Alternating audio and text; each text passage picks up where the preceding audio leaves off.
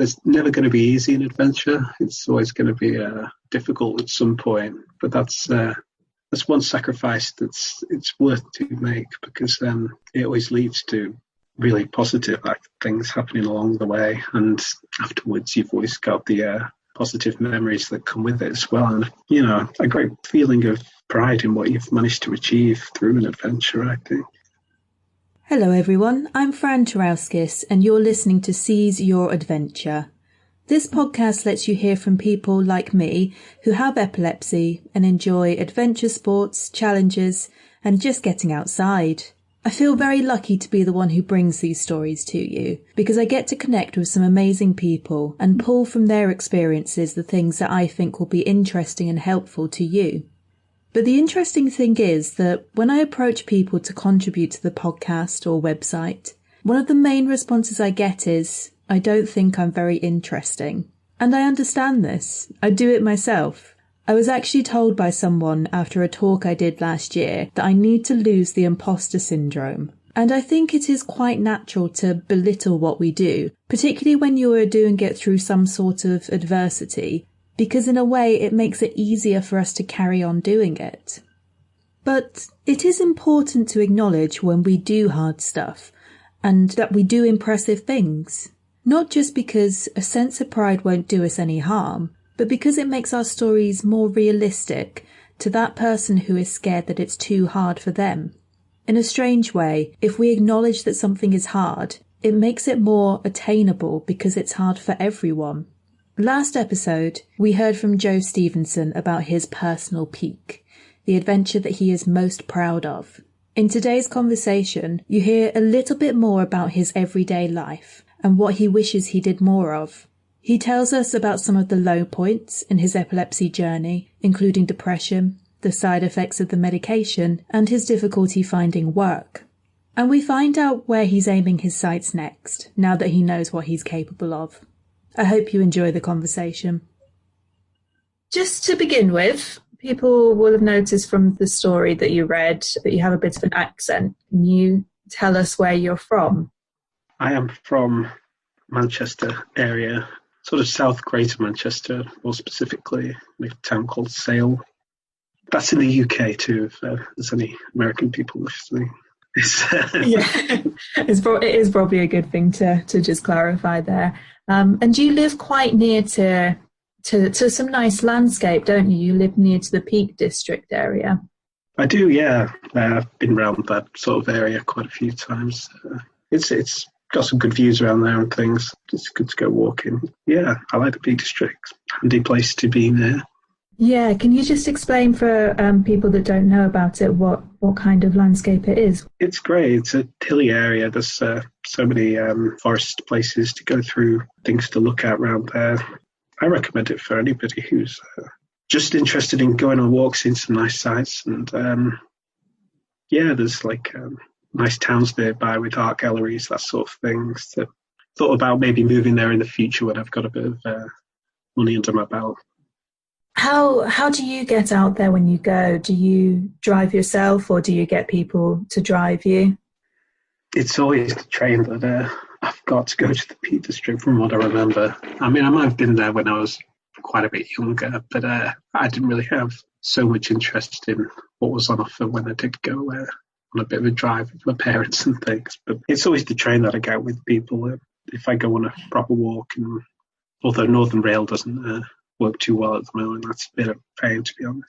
Oh, I think it's the same across the country at the moment, isn't it? And the train service is definitely one of those things that's a bit annoying when you can't drive. I got stuck in Waterloo when I was coming back from Scotland, all the way down from Scotland with no trouble. And then as soon as I hit Waterloo, I was stuck there for an hour. So you told us in the story about your hike up Ben Nevis for Epilepsy Action. Was Ben Nevis the first mountain that you climbed? Yeah, I'd say it was really. Don't really call places around the Peak District mountains. They're just really big hills. So I don't think there's too many mountains in the UK as such. And it was the first mountain in my eyes, and it was certainly the biggest challenge I could take on. Yeah, as you say, it's the highest mountain in the UK, so it's a very, very difficult one for you to begin with. like you say, there's not many mountains in the UK in general. If we're classing a mountain, I think the official rule is it's over 1,000 feet. So there's a fair few that are over 1,000 feet. But like you say, the smaller ones are just really big hills. Yeah. When you were climbing, how much money did you make for Epilepsy Action? £700, just over or just under that. It's hard to remember now. But yeah, that was what I came to. I was quite happy with that when it all added up. It was all done online, just asking people to donate via one of the websites that sort that thing out. Sorry, bad memory. Can't remember the name of them. No, that's quite all right. Because you said at the start of your story that you do have a few memory issues, and that's related to your epilepsy and the medication, isn't it? Yeah, absolutely. Yeah. Have you noticed any changes when you change medication, or if you've had a seizure recently? Do you have memory issues then? It seems that there's not much I can really do about my memory problems when changing my medication around. I've tried changing things around quite a few times now, but it seems pretty ineffective. Nothing really seems to help me when it comes to medication anymore, which is a bit of a pain. But the next thing we're thinking about is surgery for me, actually. VNS, vagal nerve stimulation. I saw that, actually, yes. You wrote about that in your blog, didn't you? Yeah, that's right. And can you explain that just a little bit more for people who aren't familiar with it? Okay, well, it's somewhat very similar to getting a pacemaker, really. It's somewhat of a magnetic item that they add to the top left chest area, and then they run a line through your neck area in towards your brain, and it's all about stimulating area from your brain to your body, basically the nerve that connects your brain to your body. And as time continues, it's supposed to help you. It does take a long time to get moving. It can take between 6 months and 2 years to kind of get itself working. And it doesn't take you off any medication. You've got to still take it. Can't totally help it out without the medication, but eventually it can improve things alongside it. So it's worth giving it a shot, I think, now. Well, I look forward to seeing the updates on that one, and fingers crossed for you going forward there. Yeah, cheers. I've got my appointment now. It's in January. Finally came through the NHS, which I was happy to see. You're a member of a group called Mad Walkers, aren't you? So can you explain what Mad Walkers is? Mad Walkers, MAD, Manchester District Walkers. It's pretty much the biggest ramblers group in Manchester area. People from all over Greater Manchester join it. There's about 250 plus members. They just like going on walks in places all around there.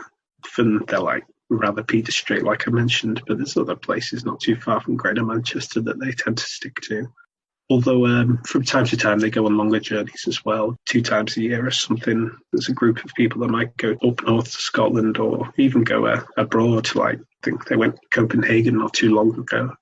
It's all a big group, really. Those who are interested in looking at the views, always getting a pint afterwards, having a good drink afterwards. We always get more than a pint, to be honest.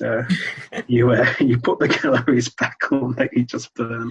It has to be done, it seems. It's sometimes we go to more than one pub on the way. Yeah, that sounds like a good end to a walk to me. And how did you get in contact with them? I think I just looked online just to see if there was anything available. I heard of the Ramblers group. It's hard to remember exactly how I heard of Ramblers, but walking around from time to time, I thought I wouldn't mind meeting some new people as well, making some new friends. So I started to go along to these. It's been good. I've enjoyed them at times. It's always healthy enough. Yeah, there's plenty of lovely people who like to go on the walks too. And they know about your epilepsy, don't they? They do, yeah. It's always important. There's always the leaders of the group who take charge, count people up, give them instructions, tell them how long it's likely to take, how difficult it is beforehand and things like that. Usually at the train station where we start off from.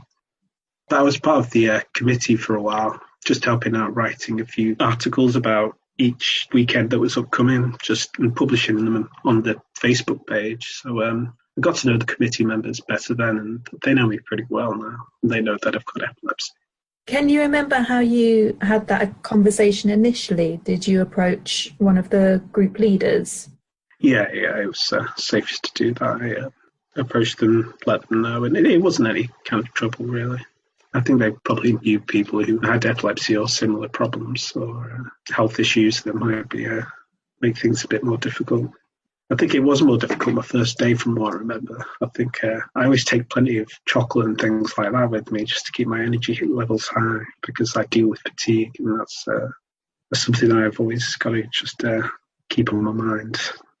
Yeah, absolutely. So you mentioned the fatigue in your story. Would you mind just telling us a little bit more how that affects your daily life, what it feels like? Fatigue in my daily life at the moment doesn't bother me too much. I'm unemployed at the moment, though. I've had lots of interviews recently and things. But if I have a job, then I've got to make sure that I can't start too early in the day. I find if I get up like 6 o'clock in the morning, then I'm just absolutely knackered by the time I get to work.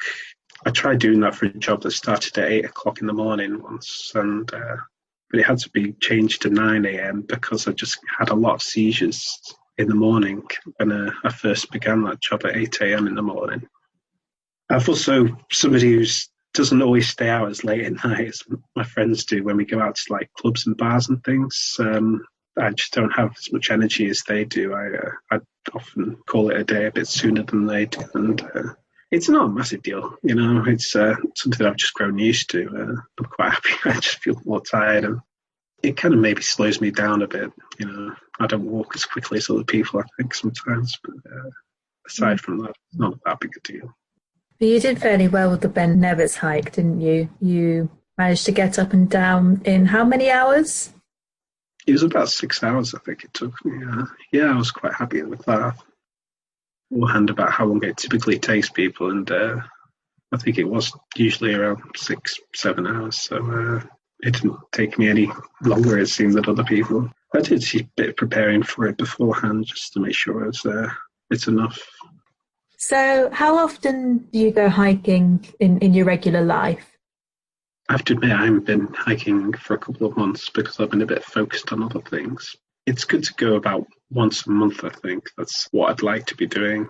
I've gone through long spells this year without going, but that was kind of my preference over the past couple of years before this one.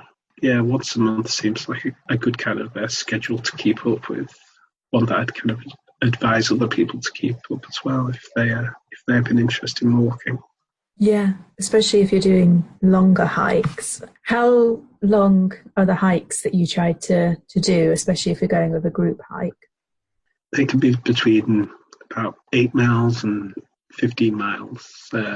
15 miles is maybe kind of my limit. There's the option of doing things like 25-mile walks with mad walkers, which is quite a challenge, I think. I mean, 15 miles is a fair distance. You're looking at over, that's about 25 kilometres for those that work in kilometres. So 25 kilometres, 15 miles is still an impressive distance, especially if you do struggle with fatigue sometimes. And like you say, having those chocolates to keep you going, it's obviously doing the right thing for you. Yeah, it's a smart thing to do at that point, I think. Yeah. Do you mind me asking, have you ever had a seizure when you were walking? I haven't, no. It's never happened. I am quite happy about that, obviously. I've always been totally seizure-free when I've been walking. So how does walking make you feel? It can make me feel relaxed at times. It can make me feel, it can be difficult at times, no doubt about it. It's always a challenge, but it's, it's a good thing about challenges, I think. As you go through the day, it's always going to be difficult at some point, but it's always going to work to your advantage as well. It's always going to be real highlights, real good things to look forward to during any challenge. And I always feel like I've accomplished something after I come to the end of it as well, you know. Quite proud of taking on 15-mile walks if I get one under my belt. It's quite a long way to go. Like you said, I do like to put a bit of effort in I know there's a lot of my friends that wouldn't bother doing that, so I kind of feel a bit stronger than they do in a way. That's it. I think you wrote the article for us about the 101 of charity hiking, and you said it very nicely at the end that if you've done a hike and you've earned any money for a charity, you've got to congratulate yourself. That is something that no matter your situation, no matter your physical ability, if you're trying it and doing it, then that's something to be very proud of. Yeah. I still think that's true, yeah, no doubt about it. Do you do any other sports? I can't say I do at the moment. I wish I did other sports. I wish I had the time to, but I'd play football when I was a kid and things and enjoyed it and would still enjoy doing it, but it doesn't really fit with my schedule at the moment. If anything, I just go to the gym when I've got the chance to, but I'm currently not signed up to the gym because I've just not got money under my belt to do it, really. Oh, tell me about it. They're quite expensive signing up to a gym. That's one of the reasons I like walking. It's pretty handy, walking. It's certainly a lot cheaper than... I find it cheaper. It's always good to get a train as well when you're walking because, like I said, the walks we go on are never too far out of Greater Manchester. And if it's in Greater Manchester, I get free public transport, even if it's on a train. So I can usually get away with just not paying anything on the train and just going on this walk for pretty much nothing aside from the money I pay for the Ramblers every month, which is about £2.95, I think. £2.95 per month. Yeah, you can't complain at that, really. No, not at all. It's a good deal. And you get the free transport because you still have seizures, so you're not allowed to drive at the moment. That's the reason you get the free transport. Yeah, that's right. It's probably the biggest benefit of having epilepsy, I'd say. It's saved me a lot of money over the years. I mean, I use public transport. I use the tram system in the Greater Manchester, the Metrolink, all the time. It must have saved me about £10,000 or something now over the years that I've been using it, so it's been pretty handy.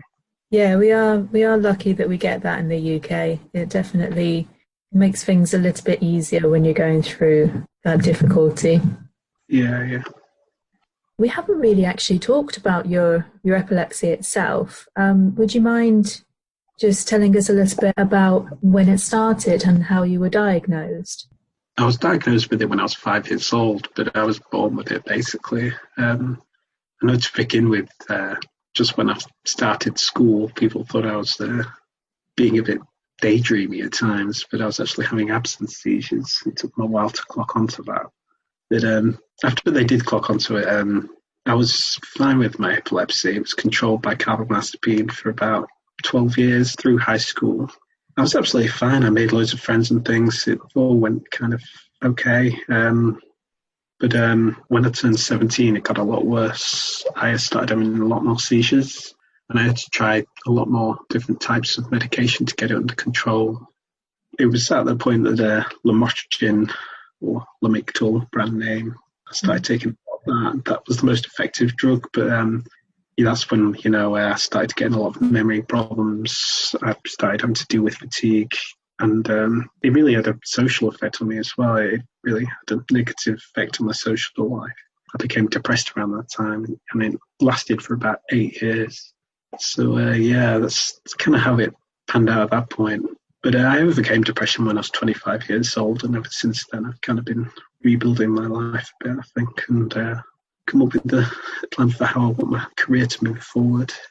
You say you overcame depression. Was there anything that stimulated that getting better? Was there anything that you did or something that changed? Yeah, mindfulness meditation was what I started to practice. That wasn't recommended by any doctor. It was just something I went looking for online to find out if there's any other way I could deal with it, because I think I was trying CBT for a while, but it wasn't working.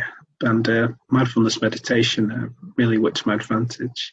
I still do it from time to time now when I'm feeling a bit dull, Mindfulness meditation, I very much recommend it to other people. They're feeling a bit low.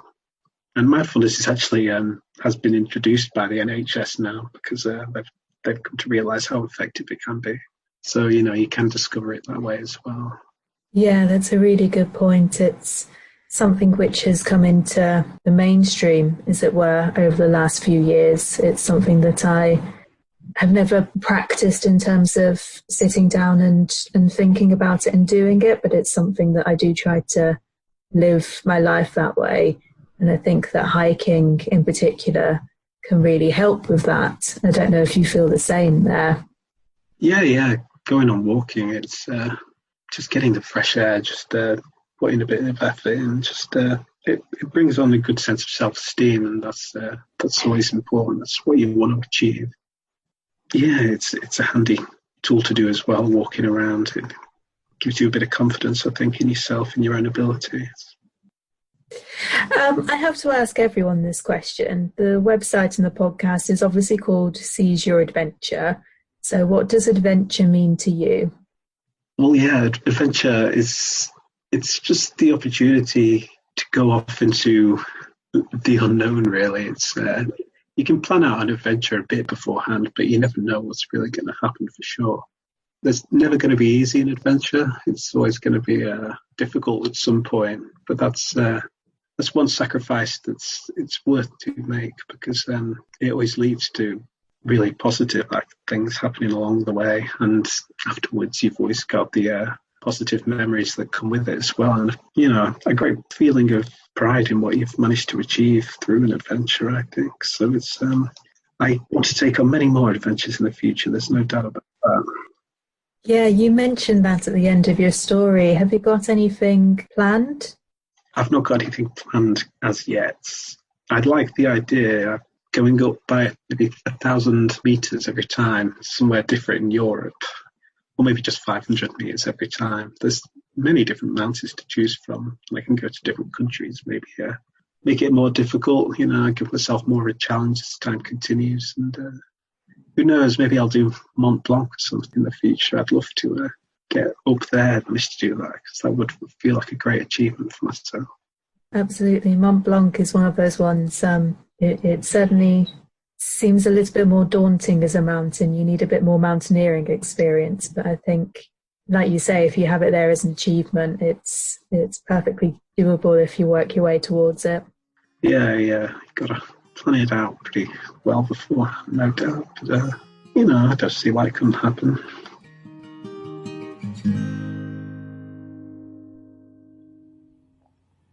I'd like to thank Joe for speaking to me so honestly. Some of the subjects he mentioned aren't easy, but my hope is that us talking about it makes it better. If you've been affected by anything discussed, there are contact details for some organisations that can help in the show notes. Now, I'm very excited to get on to telling you about next month's episodes. On the 14th of February, SeizeYourAdventure.com turns 1 year old. I can't believe it. I'm like a very proud parent. I have a few celebrations planned. Several of you have asked to hear more about my own story, and it is my turn. On Monday the 4th, I'll be telling you about my relationship with hiking, my own epilepsy diagnosis, and my hike along the Camino de Santiago. There's going to be some recordings of music that I took whilst I was hiking and some notes from my diaries, so even my friends that I've bored to death by now will have something new to listen to. It is only fair if I answer some questions as well, so here's where you come in. If you have a question for me, I'd love to hear from you. If you record yourself asking a question or two and send it to hello@seizeyouradventure.com, you might find yourself on next month's show. If you'd rather, you can send me the question in writing. Either way, please include your name and where you are from. I can't wait. I think. Please be kind. I have a couple of shout-outs before I go. To Christelle, Claire and Marion. Thank you very much for your orders from the shop and your generous donations. If you'd like to see the kind of things they bought or make a donation yourself, the link is in the show notes. And we are getting to the stage where it's difficult to keep track of social media, but I did just want to thank a few folk who are killing it with their shares and the feedback on the last episode. Kathy from Watch Me See, Sarah Williams from Tough Girl Podcast, Jordan Wiley, you'll be hearing more from him at a later date, and Epilepsy Action and Epilepsy Connections. Thank you all. It really does help when people share this on social media. I saw a jump in listens this month, so please, if you've made it this far, like it, share it, rate it, wherever you listen to it. And as a post-credits reward, I did ask Joe if he had anything he wanted to say to the listeners before we go, so we'll end on his answer. What really frustrated me when I got epilepsy was the fact that I just didn't know anything about it whatsoever. I'm not saying if you've got epilepsy, you have to go off and do a load of research, but it's only going to work to your advantage. It is quite interesting to learn about epilepsy. I think it's quite complicated, but it's sort of an interesting condition to have in a way. Everybody thinks it's a lot simpler than it is, and God, there's so many people I've had to explain it to, convinced that that I've got all these memory problems and things. They think I'm talking a load of rubbish to begin with, and then I finally have a talk with them when they've been chatting on in a group, having a pint or something. Get my mobile phone up, bring up an internet website page, and just show them, look, I really do have these memory problems. I feel kind of committed to doing that now, proving a point for myself, remaining dignified.